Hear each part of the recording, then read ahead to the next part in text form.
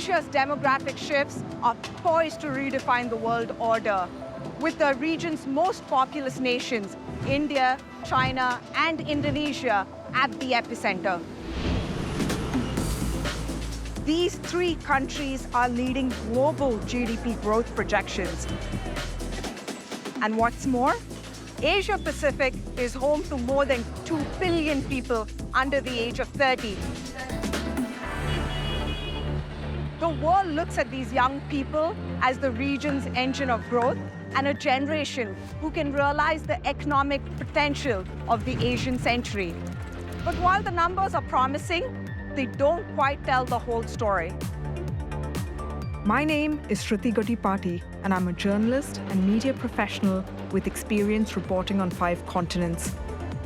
I'm on a journey across India, China, and Indonesia to investigate the challenges young people in these nations face and uncover the solutions that can keep them on track.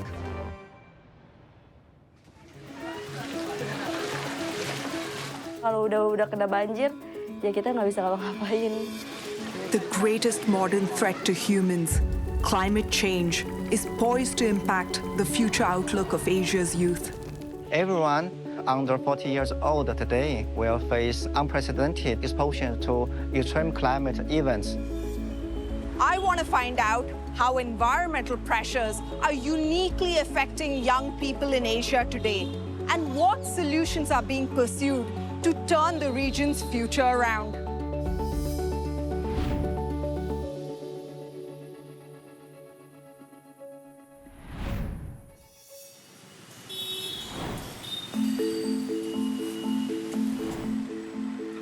I'm in the capital of the world's most populous nation.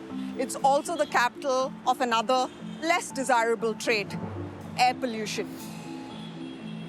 In October 2024, New Delhi's concentration of harmful PM 2.5 particles was almost 40 times the WHO safe limit. Sources include industrial emissions, vehicular exhaust, agricultural practices, and construction activities. Amongst the world's 100 most polluted cities, 83 are in India. To get a better sense of how critical the issue is today, I'm meeting a pulmonologist in New Delhi. Dr. Serene has been treating patients affected by air pollution for the last 14 years. Delhi has the very notorious title of having the world's worst air. What does it mean for people here? There are certain months we see a daily AQI of more than 250, 300, and on certain days it's even beyond. We get so many patients suffering from coughs which are not healing, patients of asthma who experience asthma exacerbations. It's like you are a smoker, even if you're not a smoker. Children make up one of the most vulnerable groups. We are seeing increased cases of asthma, younger children coming to us with asthma, and this chronic inflammation on a long-term basis. Even if you're not an asthma patient, there is increased chances of long-term lung damage and lung cancer. Whatever cases we are seeing now is also the tip of the iceberg. Based on a 2021 study, 3 out of 10 school children in Delhi suffer from asthma and airflow obstruction. 3-4 nights a week they are up, they are coughing, then sometimes they have to miss school. So all of this cumulatively causes them to fall behind in their academic performance in school. As the world's most populous country, India has more than half of its population under the age of 30, at 740 million. Among them, over 430 million are under the age of 18. According to an air quality index, India's PM 2.5 levels are already a top threat to life expectancy. It was heartbreaking to hear what Dr. Serene had to say about what kids go through, how air pollution affects them. It robs them not just of their health, but also of their childhood. Many of the sources of harmful air pollution are also sources of greenhouse gas emissions, which trap heat in the Earth's atmosphere and cause global temperatures to rise. This phenomenon is the main driver of climate change. Today, India, Indonesia, and China are 3 of the 10 largest greenhouse gas emitters, with China at the top of the list. Together, the 3 countries accounted for over 20 billion tons of CO2 equivalent emissions in 2022. If the status quo remains, scientists warn that the world will experience a temperature rise of around 3 degrees Celsius by the end of the century. What does this mean for the young populations of these Asian countries?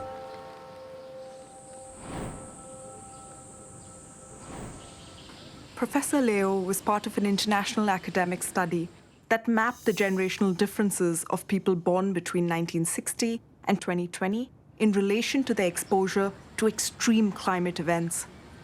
Everyone under 40 years old today will face an unprecedented exposure to extreme climate events. A child born in 2020 will on average face 7 times as many heatwaves, twice as many wildfires, and nearly 3 times as many of crop failure, drought, and floodings compared to their grandparents.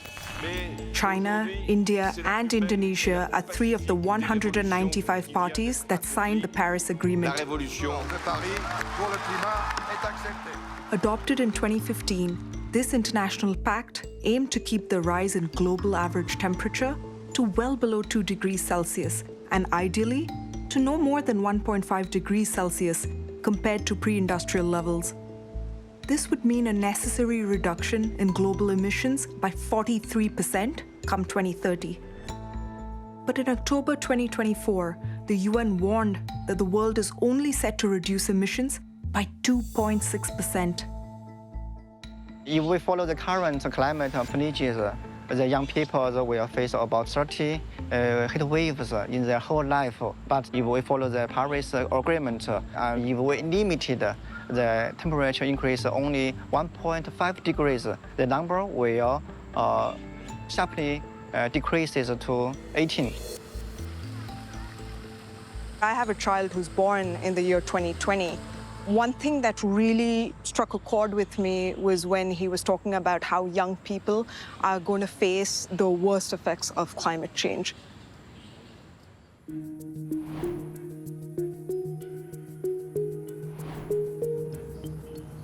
We've been driving about an hour outside of Jakarta. About 30% of Indonesians work on farms. I want to figure out if and how they have been affected by climate change. What's next? 17-year-old Aulia attends the local high school here in Gunung Kidul. Do you have a lot of friends? She's just finished her final year exams. Graduation is a big milestone. Congratulations. What are your plans after graduation? Bapak saya gagal panen, cuacanya tidak menentu, dirinya tidak bisa, dan akhirnya tertunda 1 tahun ini. Aulia brings me to meet her father. Pak. How has the harvest been this season? Ya, 3 tahun terakhir ini curah hujannya kan menurun. Biasanya dapat 30 karung padi, sekarang cuma dapat 17 karung.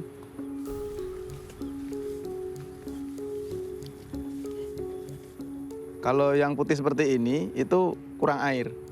Kalau orang Jawa bilang gabuk, ini tidak ada isinya. 3 years ago, Sumanto could reap a bountiful harvest twice a year, when monthly rainfall during the wet season was recorded at 344 millimeters. But for that same period in 2023, rainfall dropped to 1/10 of previous levels. The family stays a 5-minute walk away. Assalamualaikum. Waalaikumsalam. Mau dibikinin teh apa kopi? Teh.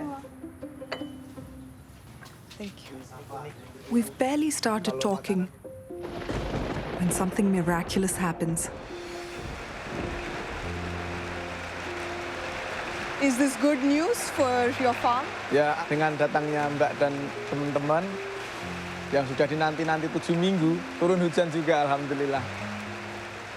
But it doesn't change the fact that the family has to make a difficult decision. Sumanto's annual income used to be $1,600 US, and college for Aulia was possible. as the annual fees were a fifth of this figure. But now, with the farm's bad harvests, the idea is no longer tenable.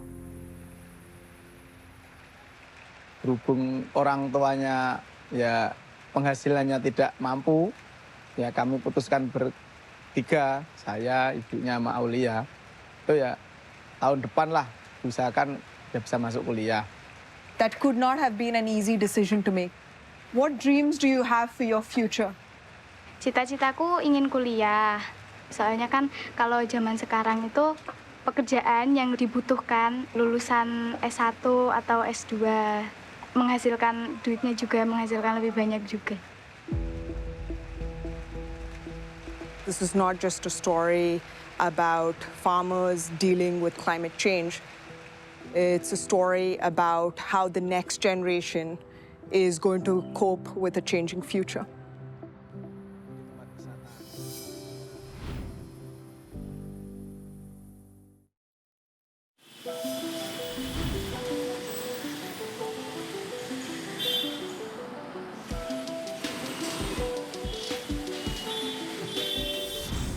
The future is urban. By 2050, 2/3 of the world's population will live in urban areas. This trend is also reflected in Asia. Projections indicate that by 2035, China will have almost 74% of its population residing in urban areas, Indonesia with over 65%, and India with over 43%. I want to find out, as cities evolve, how will the pressures of climate change affect its young urban residents? In China, currently 71% of the country's 400 million youth already live and work in urban areas. Ni hao. 你好。 I'm joining delivery Oh, worker great. Wan Li for a ride to see what his day is like. Recent summers have been dangerously hot across the country, hitting record-breaking temperatures exceeding 40 degrees Celsius in major cities. And it's gig workers like Wan Li who have to power on under the sun. It's quite hot, huh? 比去年热多了，前2天那个下雨之前，哎呀更热，哎呀每天也就是5点半上班，到晚上8点左右，14、15个小时吧，差不多。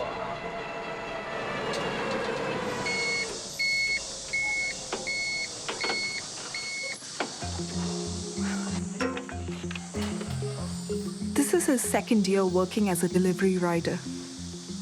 包括中午的话，我们也都在送。你像12点、1点那会儿也是正热的时候。 Sounds grueling. 像我们来说，也是每天就是一个底层打工的，也不会考虑那么多。 A report from the international medical journal Lancet revealed an estimated 50,900 heatwave-related deaths in China in 2022, more than double the number in 2021.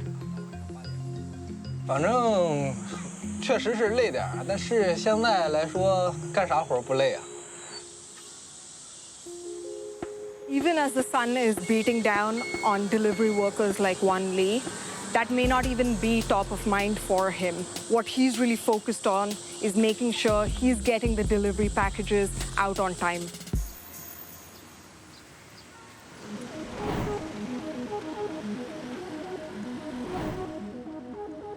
Indonesia's capital is projected to become the world's most populous city by the end of the decade. Sitting on a delta of 13 rivers, Greater Jakarta is naturally prone to flooding. Downstream areas like this one in North Jakarta are especially vulnerable to flooding from rivers during the rainy seasons and coastal flooding from high tides. In 2023 alone, there were 9 cases of coastal inundations here in the district of Muara Angke, where the highest levels reached half a meter. Wow. I'm already seeing the flooding that this area is known for. Hi. What are you making today? Bikin gado-gado. 24-year-old Siska has lived here with her family all her life. What do you and your mother do when this area gets flooded? Kadang nggak jualan sih, kita jadi nggak bisa ke pasar buat beli belanjaan. Toko-toko buka, tapi mereka kayak nggak dapat penghasilan juga gitu. Karena orang-orang pada males buat keluar. Ini rumah saya, ayo Sruthi masuk. The floor of Siska's home had to be raised to keep out the flood waters. Ini kulkasnya kita baru lagi karena waktu itu 2 tahun yang lalu terkena banjir. Dan ada lagi kayak misalkan mesin cuci, kasur, perabotan lain juga masih banyak lagi. How does this affect your work? Sering banget kalau misalkan banjir saya jadi nggak kerja. Kalau kita kerja nggak beres-beres rumah, jadi kayak kita juga mau tidur di mana. Jadi kan saya pasti bakalan dipotong gaji. Dan terus juga kadang kayak malu gitu kayak nanti takut diledekin juga sama teman. Masa rumahnya banjir mulu sih kayak gitu. Kita juga kayak di penjara kalau waktu banjir. The flood risks in Jakarta are increasing, also because the land itself is sinking. This is especially the case for coastal neighborhoods like Muara Angke. One researcher has been studying land subsidence in the city for over 2 decades. So this area is still subsiding 10 centimeter per year. Now, 10 centimeter per year. 10 centimeter within the next 10 years is 1 meter, yeah. And then the people need to rise their home every 5 years. And now the government is starting to build a dike here. Yeah. Starting this year along the coastline to protect this area. Wow, there's a lot that needs to happen to make this area livable for ordinary citizens. So what are your projections overall if this continues the way they are right now? If we do nothing until 2050, it's 95% of the coastal area in Jakarta, 26,000 hectares will be below the sea and then inundated. Yeah. We are talking about a few million people in the coastal area. So why is Jakarta sinking? Jakarta laying in the soft sediment naturally can sink 1 to 2 centimeters per year. Yeah. We have bad sanitation system. Bad sewer system. Surface water here is polluted, so many people dig the groundwater. When people exploiting the groundwater on the surface, we will have subsidence up to 10 centimeters per year. That's why Jakarta is sinking. In 2019, the Indonesian government announced a radical plan to move the nation's capital to a new location over 1,200 kilometers away. Ibu kota baru yang paling ideal adalah di sebagian Kalimantan Timur. The $34 billion project gives the country a chance to recreate a capital from scratch, with plans to relocate up to 1.9 million people to the new city by 2045. But will it face the same issues that blight the current capital now?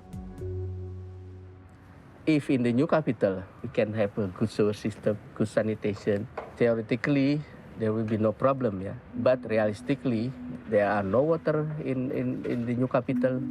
They have to import it. So like in Jakarta, soon water is still an issue. It's clear that Jakarta is fast becoming uninhabitable for some of its young residents as new climate stressors pile on.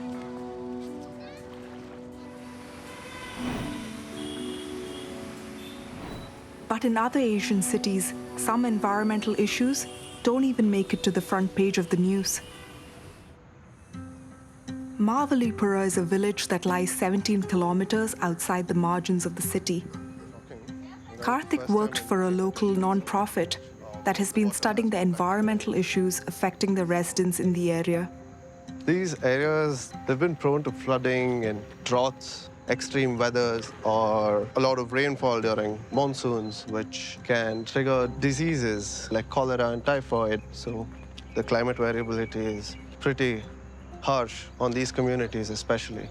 Climate change would hit these communities first.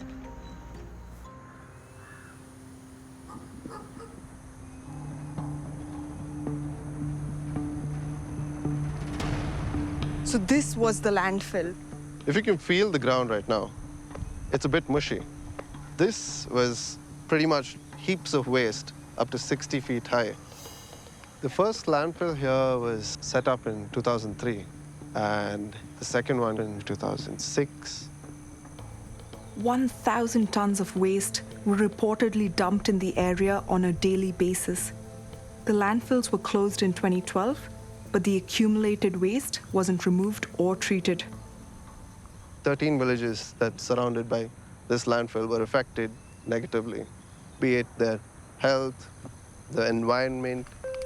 Because this was unscientific, just burning the waste to reduce it resulted in smoke and immense amount of air pollution within a 5-kilometer radius. Under the ground, there's still a lot of waste that's still leachate going into the underground groundwater. Basically toxic sludge. It gets into your water bodies, your food, everything around you. Villagers in Mavalipura use both groundwater and water from the polluted lakes for drinking, cooking, and washing. Many of them cannot afford to move away. 23-year-old Nandisha's family is one of those affected. ಅಲ್ಲಿಂದ ಬರೇ ಆ ವಾಟರ್ಗೆ ಇಲ್ಲೆಲ್ಲ ಇದಾಗಿ ಅವ್ರ cancer ಇದಾಗಿ attack ಆಗಿ ಅವ್ರ lung cancer ಆಗಿತ್ತು. ಅವ್ರನ್ನ ಕಳ್ಕೊಂಡ್ಬಿಟ್ರಿ ನಾವು. ಸುಮಾರು 5 ವರ್ಷ ಆಯಿತು ನಾವು ಅವ್ರು ಕಳ್ಕೊಂಡು. ಅದರಲ್ಲೇ ವರ್ಕ್ ಮಾಡ್ತಾಯಿದ್ರು ನಮ್ಮಪ್ಪ. ಅದರಿಂದ ಎಫೆಕ್ಟ್ ಹೊಡಿತಾನೆ ಇದೆ. ಅದೇನಾಗಿದೆ ಅಂದರೆ ಇವಾಗ ನೀರು ಬರೋ ನೀರೆಲ್ಲ ಅದಕ್ಕೆ ಮಿಕ್ಸ್ ಆಗಿಬಿಡ್ತಾ ಇದೆ. ಕೆರೆಗೆ ನೀರು, ಹಳ್ಳದ ನೀರು, ಆ ಕಸದ್ದು ಇದರದ್ದೆಲ್ಲ ರಸ ಎಲ್ಲ ಬಂದ್ಬಿಟ್ಟು ನೀರಿಗೆ ಸೇರಿಕೊಂಡು ಫುಲ್ಲು ಇದಾಗ್ಬಿಟ್ಟಿದೆ. ತುಂಬ ಕಲುಷಿತ ಆಗಿಬಿಟ್ಟಿದೆ. According to the non-profit survey of over 4,500 residents of the area, there is currently an extremely high incidence of respiratory disorders, skin and vector-borne diseases, amongst other health conditions. So many of the problems here were brought on by urban development and exacerbated by climate change. It's a stark reminder that even as people are fighting the legacy of old issues, they face the onslaught of new ones.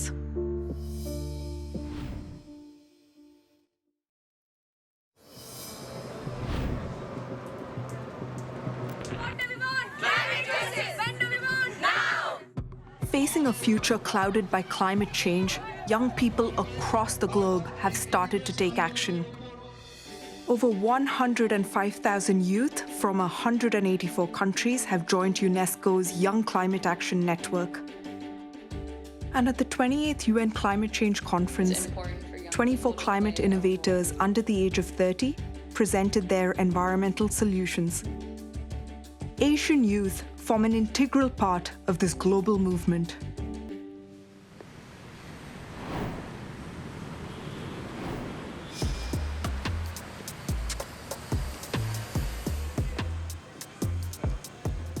"31-year-old Calvin is one of the founders of an app called Surplus. He and 2 other friends started this business 4 years ago. The app serves as a platform for F&B retailers to sell their excess stock at discounted prices. This outlet is our merchants connected with our application Surplus, the menu, the pickup location, your time for pickup. It also links up suppliers of fresh produce to merchants like this one, where the former can provide blemished or unsightly products at lower prices. So this is dragon fruits. Okay. So this coming from our supplier that doesn't look nice. That's called imperfect fruits. But is it still good? Yeah, of course. It's a win-win situation. The shop then repurposes these products into smoothies, made available for sale on the app. Calvin and his partners hope that their app will encourage locals to engage in more sustainable practices when it comes to food production and consumption. Because Indonesia is one of the world's top 10 contributors to food waste. Every year, 12 million tons of food that could feed the equivalent of at least 60 million people are thrown away. From the year 2000 to 2019, an estimated 1,700 million tons of CO2 equivalent emissions were generated from this food wastage.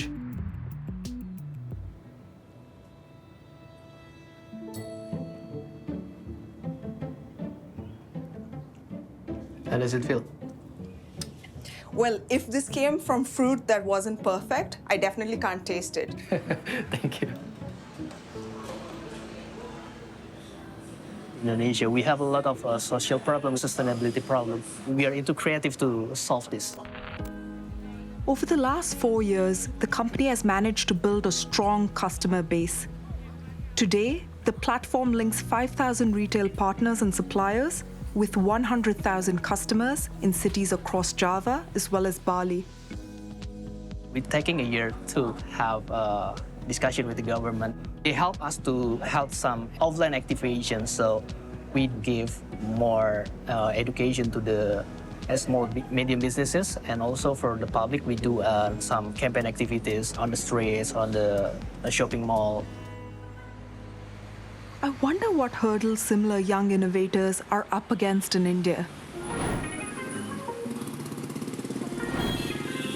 I'm back in the Silicon Valley of the country. And this is the first time I've had to dress up like this.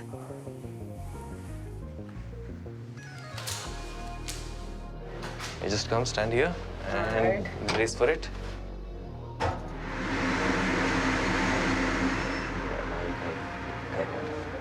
Thank you. That airlock felt like something straight out of a sci-fi movie. I think that's what you're trying to do here, making science fiction science fact. This is Pixel, a space tech company born and bred in the city, and it specializes in one thing: hyperspectral satellites. This is the satellite that we call the Firefly. This is the core component of one of its satellites. So it's basically a camera in space, right? What it's supposed to do is go up around an orbit on top of the Earth, and then it's taking images of different points of the globe. So it's like photographers in space, which is getting images of planet Earth. Yes, exactly. Founders Awais and Kshitij started the company when they were in university in 2019. You're both 26 years old. When you were growing up, did you imagine that you would have a climate tech company at this age? No. But when we were growing up in Rajasthan, you see a lot of the impact of pollution. We realized that using satellite data for solving problems at a global level was something that we could do. But I want to understand, how exactly can their satellites fix problems here on Earth? This is what we call the mission control, from where we operate our satellites.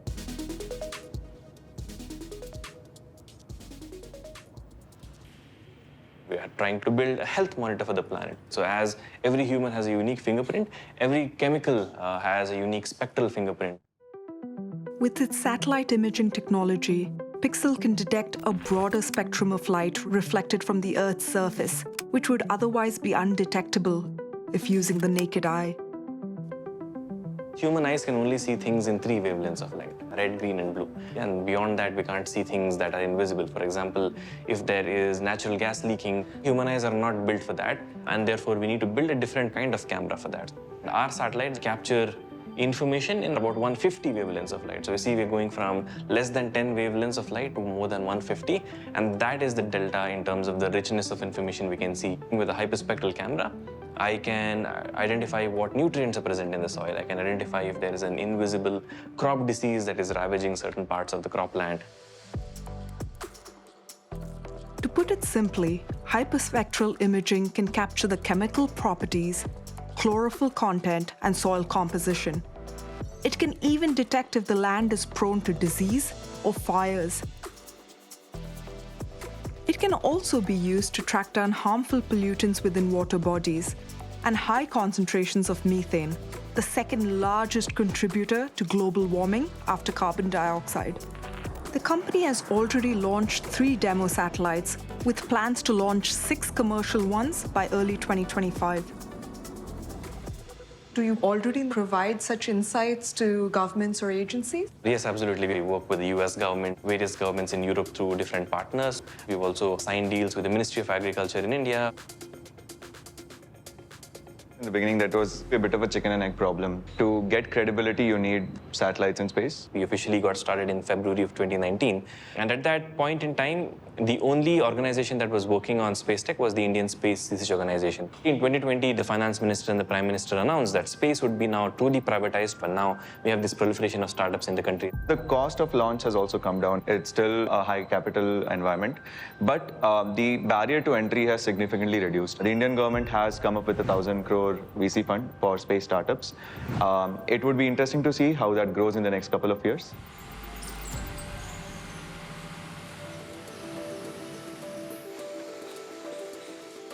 Hi. Nice How are meet you? Thanks so much. Vedita is the co-founder of an India-based climate investment platform. What is the current landscape for climate startups in India? Climate tech has only taken off since maybe 2021. Major sectors of innovation have been solar, energy, and electric mobility. We've seen a lot of work happening on the infrastructure and financing side of both these sectors. There's something called PLIs, production-linked incentives. In 2020, the government launched this overarching scheme that aimed to support domestic manufacturing across 14 different sectors. This included investments in green manufacturing. For example, $2.8 billion in renewable energy and $3 billion in the production of electric vehicles. There's a lot of research support that the Indian government is providing in terms of capital, in terms of labs, in terms of expertise. How do you feel the future of climate innovation will be like in India among young people? I'm seeing green shoots from all angles, whether it's the government, it's corporates, it's universities. Talent development for the sector has started. These people are going to, 10 years, 20 years down the line, be the innovators, bringing the real solutions to us. So far, I've seen how the seeds of climate innovation are growing amongst young people in Indonesia and India. But are youth in China also engaging with climate issues? And if so, how are they going about it?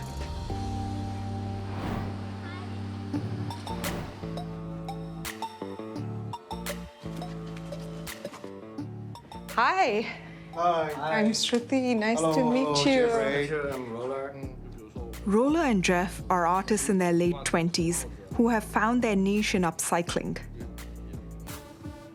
这个的话是我用老牛仔裤做的一个面罩，是当装饰或者一个摆件。各种材料我都会自己去尝试一下。这条裤子是来自90年代的，这里面是一个乐队 T， 也是因为穿不了，所以把它拆掉了。Teenage me would kill for a pair of jeans like this. I wonder if their interest in eco-friendly practices signals a growing ground-up movement amongst young people here in China. Do you personally care about the environment, that it's something that is at the top of your mind as a young person in China today? 气温在变高，然后社交媒体的话也会有更多人在讨论这些东西。骑车的人变多了，我身边的朋友啊，近几年他们也是尽量不开油车。大家去找的切入点会更生活、更自然一些。大家消费降级的，有的人他不得不去选择这种低碳生活，对这个环境可持续或者保护环境也是一件好事了。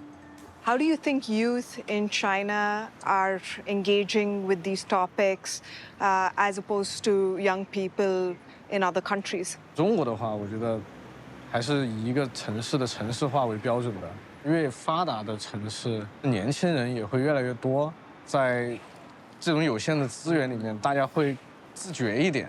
它不一定是一个严肃的，它是一个轻松或者是一个交流好玩的一个方式，去融入到生活里，才可以更持续。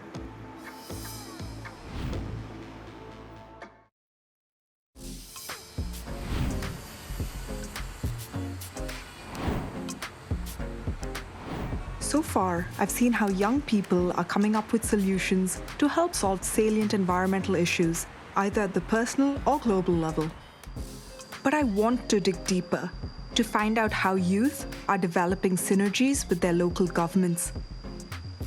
I'm at a vocational high school in South Jakarta. It seems like any other ordinary school day, but with one exciting addition. Perlu dicek dulu nggak dalamnya, Mal? 24-year-old Leonda is the founder of Water Hub, a startup that is bringing clean drinking water to public spaces across the city with machines like this. So we have an app here, so we can choose, let's say, normal water. Just scan it to the machine.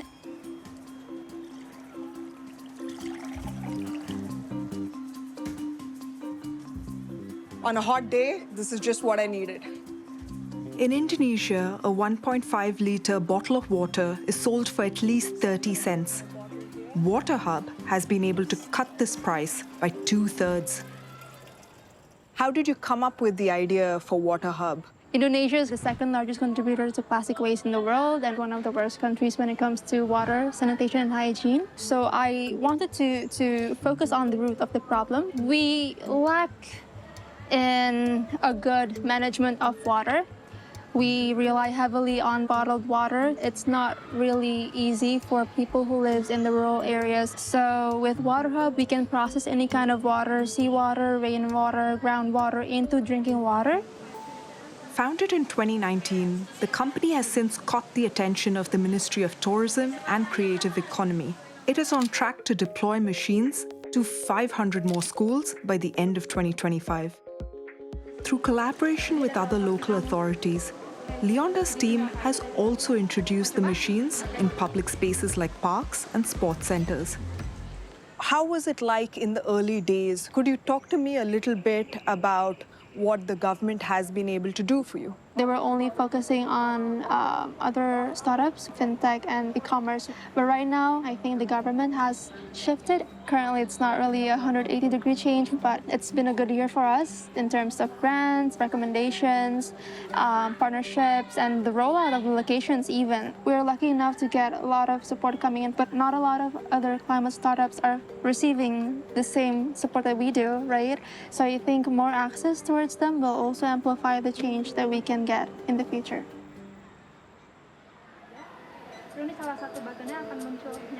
Clean drinking water is traditionally something that government should be providing its citizens. But in a lot of developing countries, you don't have this basic infrastructure. So it's up to people, and in young people, in Leonda's case, to figure out and see if they could address this need.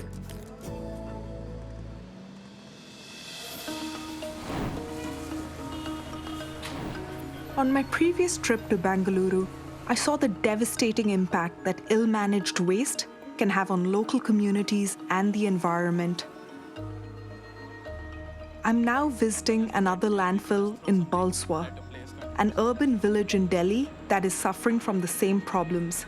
So for the last 4 decades, this received over 52% of Delhi's waste. The government has targeted to flatten all its legacy dump sites, but there is still 2,000 tons of fresh waste coming in every day. 27-year-old Gunrag is an architect turned social innovator. He grew up in this area and started a project in 2020 to turn construction waste from the landfill into something useful. Welcome to the pilot house for Dumpcrete. This is basically the brick that makes the wall. There's a little bit of stone, there's a little bit of gravel. So now these are tinier gravel. Okay. Yeah, and finally what you have is a sandy material. And you need all three? Yeah, we need all three. Dumpcrete is basically dump, which is waste, and crete, which is concrete. So we want to create an upcycled alternative to concrete. At the heart of our facility is a concrete mixer. The machines are fed in this direction, and they're loaded as per our formulated ratio. All of this waste material and some cement. We mix it to create a concrete mix that you see here. And then it is poured into the molds and finally vibrated so it sets. We want to create an alternative to the traditional red clay brick because it emits a lot of carbon in its manufacturing process. It is fired through a long period of time, which is not sustainable. Why is this important to you? I think any social entrepreneurship model is successful if it benefits people, planet, and also create prosperity. 1980s, the landfill formed. Mid-1990s, I started living here. There was a point where there was an enormous fire. How do you create something that will make life more equitable for these people who have simply suffered in neglect? So far, 12,000 dumpcrete blocks have been produced, some of which have also been used in the revival of a community park here in Balswa. We ran a 2-month pilot last year, and we created an accessible pathway using dumpcrete. And we created these raised garden beds that the community could grow their food in. And at the center of it is a stormwater management infrastructure. Today, the park is a much-needed space for community gatherings and festivals. What did you see as your role in this? These are typically things which the government tries to address. Governments tend to rely on ideas that have reached proof of concept. So when we started out, there was a lot of emails sitting outside offices, trying to get in a foot through the door. What I thought would take me months took me years. The more time I spent with the community and interacting with these stakeholders, the more supportive the government became. So the part was done in collaboration with the local civic authority. It's been about connecting all of these dots together and giving out something that is doable and scalable. Now the government can take over Dumpcrete as a project, and I'd be happy to facilitate it. Scalable climate solutions like these can result in a global push towards an environmentally sustainable green economy, one that is driven by both public and private investments in sectors ranging from energy to agriculture, to reduce carbon emissions, enhance resource efficiency, and preserve social inclusivity. But are the youth keen to be a part of this transition? I'm meeting with two young people who are both part of the emerging green jobs market. This looks great.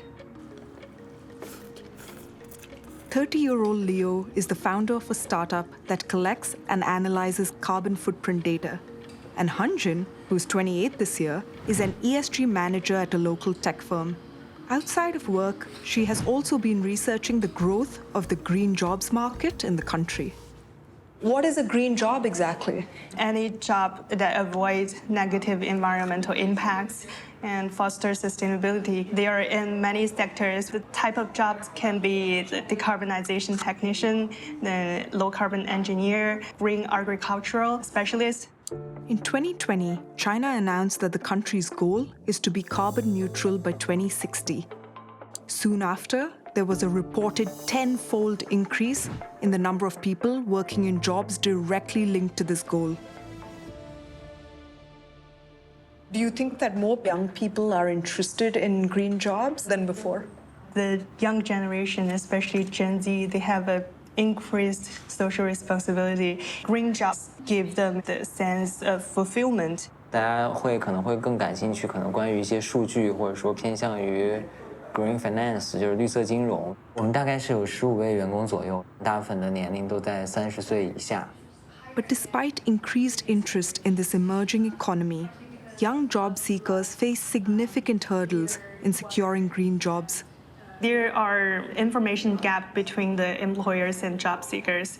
In our report, over 60% job seekers only have less than 6-month relevant experience, while the employer expect candidate to have like 3 to 6 year work experience, especially with the background of environment and energy. And another thing is the location. As a highly policy-driven industry, the green industry mostly based in Beijing. However, job seekers also look for jobs opportunities in other provincial capitals and other first-tier cities.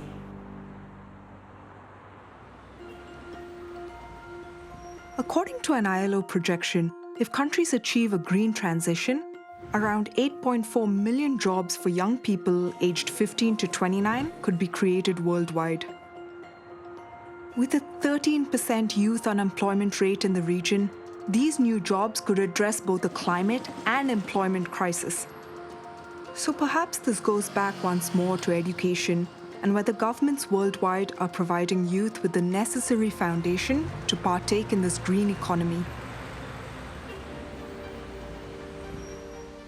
Over the past few weeks, I've met young people who are seeking new ways to move forward in spite of ever-worsening environmental issues in a fast-changing climate. The youth of these countries have begun to take on green jobs, and some are even fostering collaborations with their local governments. Young people are the workhorses of the economy, but we've saddled them with a problem that wasn't of their making: climate change. They're standing on the water's edge, feeling that pull to change, and they're ready to turn the tide. From my travels across India, China, and Indonesia, I've seen how countries are grappling with high youth unemployment, stagnating education levels, declining fertility rates, and increasing climate risks. But even in this overwhelmingly pessimistic landscape, I've witnessed signs of hope.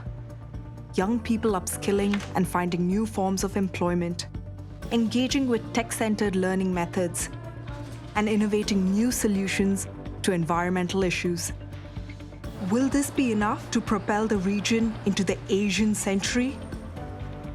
What I do know is that, time and again, I've encountered young people who are enterprising, clear-eyed about the work cut out for them, and aren't afraid to make their own choices. I'll always believe in them and the potential they hold.